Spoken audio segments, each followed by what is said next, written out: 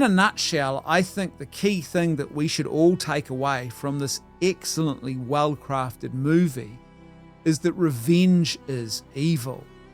Earthly justice, for it to be just and for it to be moral, must be bound by proper moral restraint.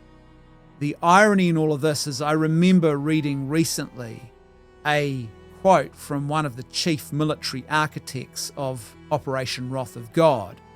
And this Israeli official was being asked about whether or not he thought it was all justified and worth it and whether it really was the right thing to do, looking back on their actions. And he was absolutely adamant that this was a good thing and that it had done great things for Israel. It had, actually helped and advanced their cause, and it was the right thing. And he specifically refers to the Old Testament idea of an eye for an eye and a tooth for a tooth. But there's a bit of a problem here.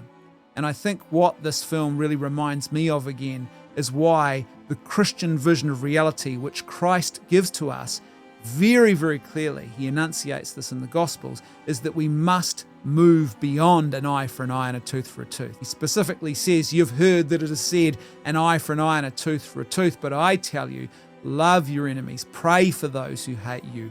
Now the disposition is very different, and it is a lot more difficult. It is a call to martyrdom, to self-sacrifice, to self-giving love.